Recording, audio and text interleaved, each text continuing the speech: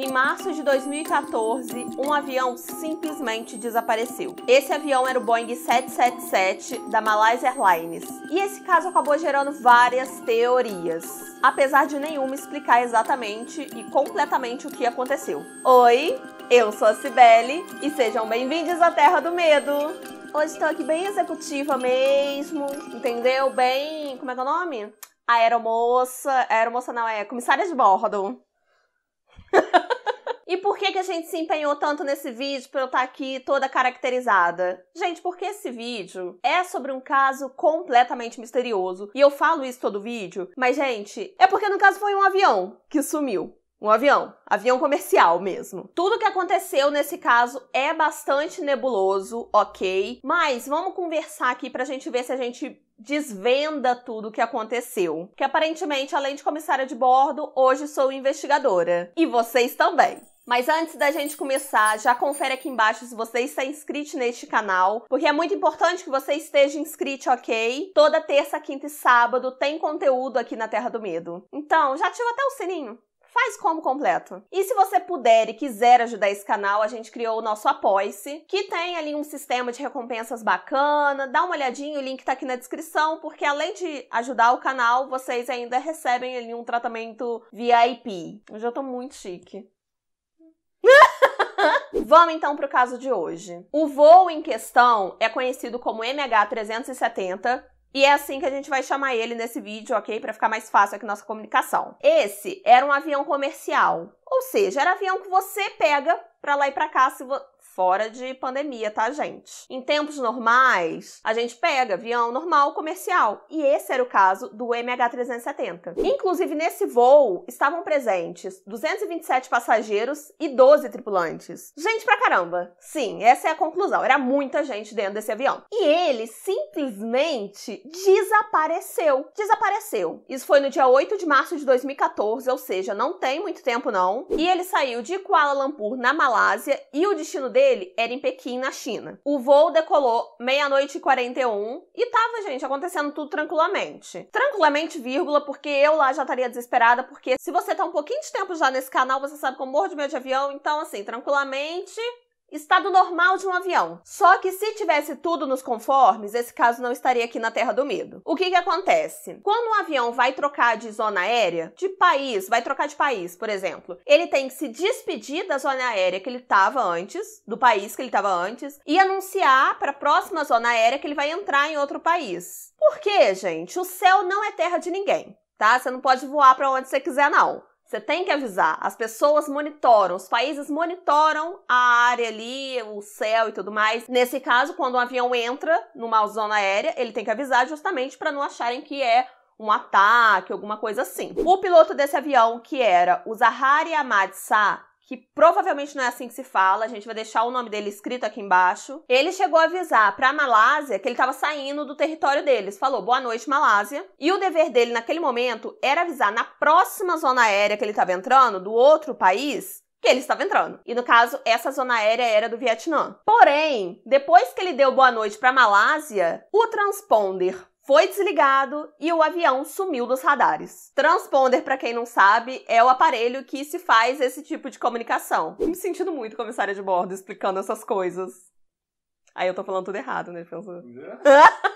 Eu tô falando tudo aqui na ordem que foi acontecendo, só que isso tudo foi reparado só depois, horas depois. Por quê? Como o avião se despediu da zona aérea da Malásia, eles já imaginaram que o piloto já ia avisar que estava entrando no Vietnã. Só que só foram reparar que nada disso aconteceu quando o avião não chegou em Pequim na hora que ele tinha que chegar. Só que mais tarde, um radar militar da Malásia conseguiu ver ali que o avião fez o seguinte. Em vez dele entrar no Vietnã, ele virou e começou a andar em cima certinho da fronteira entre a Malásia e a Tailândia. Daí lembra que eu expliquei que céu não é bagunça? Que você não pode simplesmente entrar na zona aérea dos outros à toa? Então eram para ter reparado que tinha um avião simplesmente sobrevoando ali o lugar e ninguém sabia de onde que era esse avião, porque era para ele estar indo pro Vietnã. Só que por que isso não aconteceu? Como o avião estava certinho em cima da fronteira, o radar dos dois países ficava meio que vendo alguma coisa, só que essa coisa sumia. Então as pessoas não entendiam muito como um perigo, é uma coisa,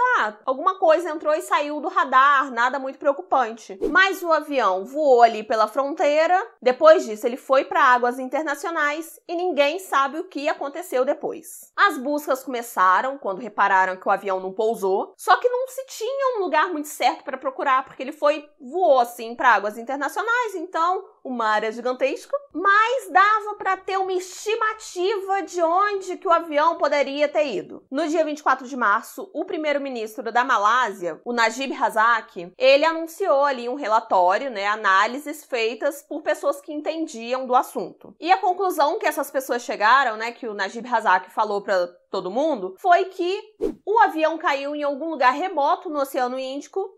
Então, provavelmente ninguém sobreviveu à queda. As buscas continuaram depois disso, mas daquela forma, sem saber muito para onde que ia. Inclusive, nem a caixa preta do avião foi encontrada, e geralmente a caixa preta é o que encontram do avião, porque é aquele lugar que fica guardada várias informações importantes sobre o voo. Para não falar que não encontraram nada do avião, no dia 29 de julho de 2015, encontraram um pedaço que se chama flaperon do avião. E jogando ali no tio Google, eu descobri que é uma parte da asa que fica abrindo e fechando. E essa pecinha foi encontrada em uma parte específica ali do Oceano Índico. Inclusive, quando eu viajei de avião, eu sentei na janela que dava para ver a asa do avião. E eu vi essa parte abrindo e fechando, e eu pensei assim, vai dar algum problema, mas parece que isso é normal. Parece que isso é normal não, gente, é normal. Olha como é que eu falo também, parece ser normal. Foi feito um estudo ali nessa parte que encontraram do avião e descobriram que ele não se preparou para o pouso.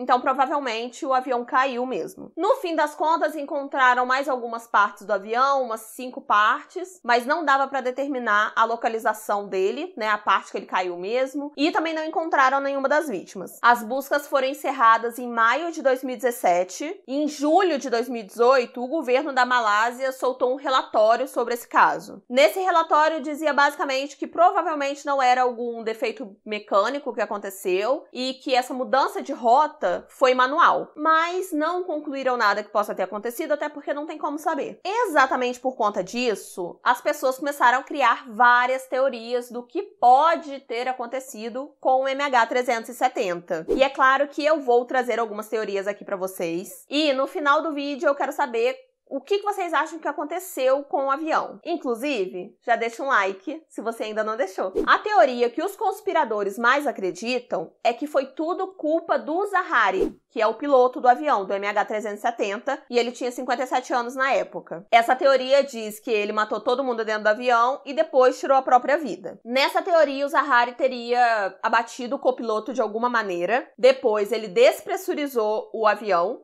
e fez com que todo mundo ficasse sem oxigênio. Aquela máscara que cai de oxigênio, que a aeromoça geralmente fala, ela dura durante um tempo, mas acaba o oxigênio dela. Só que o compartimento do piloto tem mais oxigênio, então ele teria voado ali durante um tempo até o combustível acabar. Provar essa teoria, não tem como provar, até porque ela é uma teoria, mas tem algumas coisas assim que fazem sentido e eu vou listar aqui pra vocês, vou contar o que o pessoal usa como argumento para essa teoria. Primeiro, que nessa mudança de rota, o avião passou por cima da cidade natal desse piloto. Então, as pessoas acham que ele passou por lá para mandar um falô, se despedir antes de tirar a própria vida. E tem um ponto nessa teoria que me intriga muito, muito mesmo, que é o seguinte: o Zaharie, ele tinha um simulador de voo na casa dele. E antes de essa viagem acontecer, antes do sumiço do MH370, ele fez uma rota muito parecida com a que o MH370 fez no simulador de voo. Também tem relatos de que a vida pessoal dele não estava das melhores, ele estava passando por um divórcio bastante turbulento, ele também estava tendo problema com a amante, mas essas informações foram passadas por um piloto que não quis se identificar, então fica complicado. Apesar disso, a própria família dele confirmou que ele não estava ali nos melhores momentos, psicologicamente falando. A próxima teoria é de que o avião foi sequestrado, mas eu já adianto que eu acho essa teoria meio bosta. Isso porque o argumento dessa teoria é que 2 pessoas entraram nesse avião com passaportes roubados. Isso realmente aconteceu, essas pessoas estavam tentando fugir do país, mas essas duas pessoas não eram sequestradores, segundo essa teoria. Essas duas pessoas terem conseguido entrar no avião com o passaporte roubado só prova ali que pode ter acontecido algum erro, pode apontar que pode ter acontecido falhas na segurança do voo. Então, segundo essa teoria, daria para sequestrador entrar e não se identificar. Mas se foi sequestro, o que eles queriam? Eles não anunciaram no transponder por quê? Ou seja, é uma teoria que não se sustenta muito. A próxima teoria é de que o avião tinha sido, sem querer, abatido por uma base militar americana. Ele passou ali por cima, foi confundido com ataque e os americanos foram lá e mataram. E aí os americanos teriam sumido com o avião para encobrir isso, porque é um erro muito grave, se isso aconteceu um dia, ou se aconteceu, é um erro muito grave abater um avião comercial cheio de gente dentro. Só que, beleza, essa teoria explica o sumiço do avião, mas não explica como que ele passou pela base militar, por que o cara simplesmente mudou a rota. Tá, e aí? Sumiu. Mas o que aconteceu antes? Essa teoria envolve uma família muito antiga chamada família Rothschild. 4 dias depois do acontecimento, do sumiço do MH370, uma patente teria sido aprovada pelo escritório de patentes. Essa patente pertencia a 5 partes, 4 eram chineses, empresários, enfim, e a 5ª parte pertenceria a uma empresa chamada Freescale Semiconductor. Vou ser bem didática pra gente entender agora.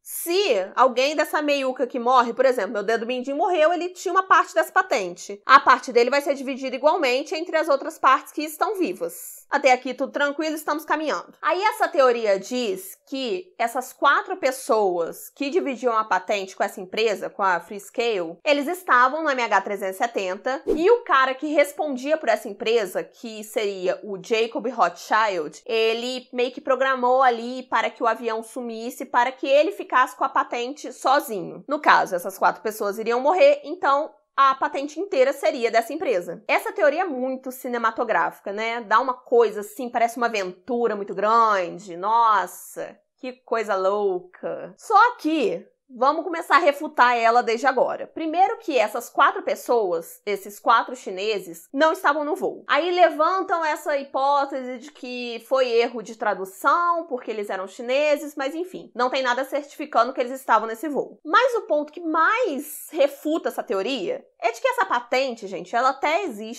existia, enfim, só que não era uma patente milionária, não era uma parada que valia o esforço de sumir com um avião comercial com 239 pessoas dentro dele. Então, assim, era uma patente meio bosta, sabe? Não tinha por que fazer isso tudo pra sumir com as 4 pessoas. Agora vamos pra minha teoria favorita, que eu deixei pro final porque melhor teoria ever, que são aliens. E eu quero que vocês me imaginem aquele cara do History Channel agora, descabelado, falando aliens. Essa teoria diz aquela coisa maravilhosa de que o avião foi abduzido por alienígenas, mas essa teoria não para por aí, gente. O buraco é mais embaixo. Em 2018, um usuário do Twitter, inclusive me sigam no Twitter, @SibeliFala. Um usuário do Twitter chamado Tai, se identificava como Tai, disse que recebeu um áudio sobre o caso do MH370. E nesse áudio tinha ali algumas informações, algumas palavras e alguns números. Essa mensagem dizia o seguinte: S, perigo, SOS.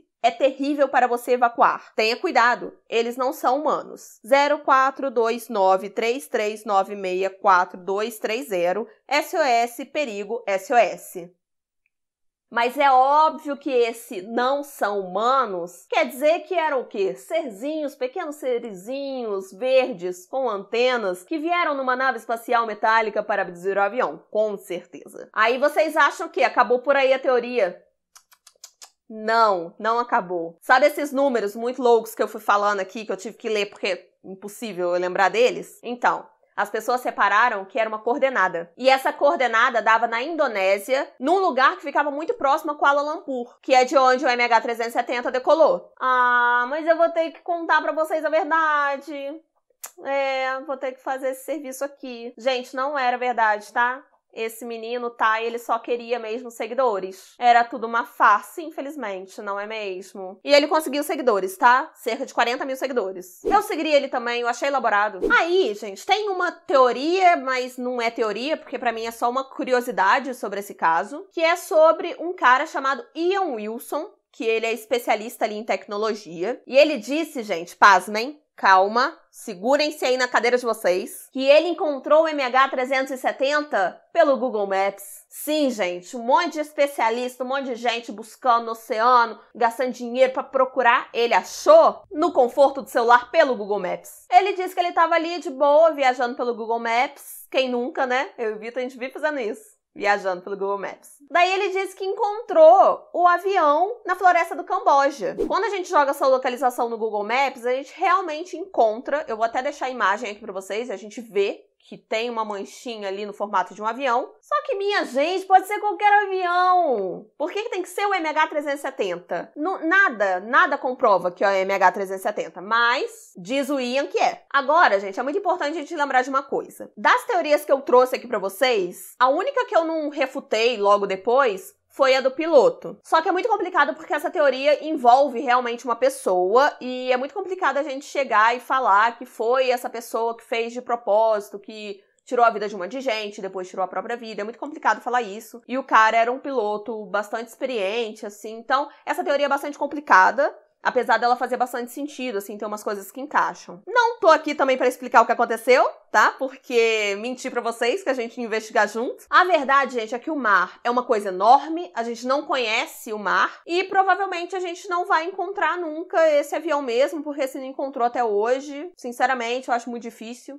Vai que ele tá lá no fundo do mar, é realmente muito complicado. E é um caso muito triste, apesar de ficar muito nessa vibe de teoria, é muito triste, muita gente morreu nesse caso, sabe? Mas realmente é uma coisa muito misteriosa e a gente fica querendo entender o que aconteceu. E eu quero saber o que vocês acham que aconteceu. Deixa aqui pra mim nos comentários, não esquece de comentar. E vamos continuar essa conversa aqui nos comentários, porque eu quero saber a opinião de vocês. Aproveita que você tá aqui e assiste esse vídeo aqui, em que a gente falou sobre os fantasmas do voo 401, porque eu estou bem comissária de bordo mesmo, então eu vou mandar vocês pro conteúdo relacionado a avião. Ou então, gente, assiste esse vídeo aqui que o YouTube tá recomendando pra você. Eu espero muito que vocês tenham gostado do vídeo. Um beijo e até sábado com o podcast. Tchau!